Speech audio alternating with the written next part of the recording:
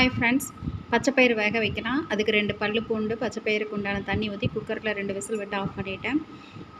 வடச்சட்டி வச்சு 1 ஸ்பூன் எண்ணெய் விட்டு ஒரு கை சின்ன வெங்காயம் போட்டு வதக்குறேன். ஒரு தக்காளியை கையால் மசிச்சு விட்டு அதையும் ஒரு நல்லா வதக்கிக்கலாம் ஃப்ரெண்ட்ஸ். இப்போ கருவேப்பிலையும் கொஞ்சம் போட்டுக்கிட்டேன். கொஞ்சம் நல்லா வதங்கட்டும்.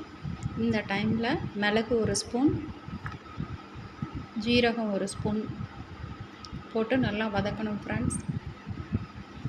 விடாமல் ஸ்லோ ஃப்ளேமில் வச்சுக்கோங்க, தீஞ்சிடக்கூடாது.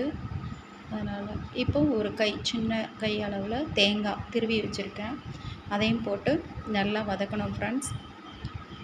இப்போ காரத்துக்கு ஏற்ற மிளகாத்தூள் 1 ஸ்பூன் ஃபுல்லாக போட்டிருக்கேன், மல்லி 1/2 ஸ்பூன், மஞ்சள் 1/4 ஸ்பூன், எல்லாத்தையும் போட்டு நல்லா வதக்கணும் ஃப்ரெண்ட்ஸ். ஸ்லோ ஃப்ளேமில் தான் இருக்கணும் அடுப்பு, ஏன்னா கருகிரும். இப்போ ஆறிடுச்சு. மிக்ஸி ஜாரில் போட்டு இதை அரைச்சிடலாம்.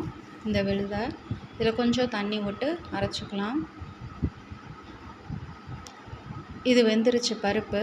அடுப்பில் வச்சு ஒரு கொதி விட்டுருக்கேன். இந்த டைமில் நம்ம அரைச்சி வச்ச விழுதை அதில் சேர்த்துடலாம். சேர்த்து நல்லா கலக்கலாம் ஃப்ரெண்ட்ஸ். இப்போ இதுக்கு தேவையான அளவு உப்பு நம்ம போட்டு நல்லா 2 கொதி விடட்டும். நல்லா கொதிக்கட்டும் ஃப்ரெண்ட்ஸ். இந்த பக்கத்தில் அடுப்பில் கடுகு ஜீரகம் போட்டு நல்லா வெடிக்கட்டும்.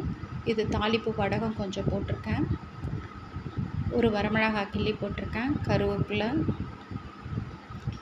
போட்டு நல்லா வதக்கிட்டு இதை அந்த பச்சைப்பயிறு குழம்புல தூக்கி ஊற்றிடணும் ஃப்ரெண்ட்ஸ். நல்லா 2 கொதி வரட்டும்.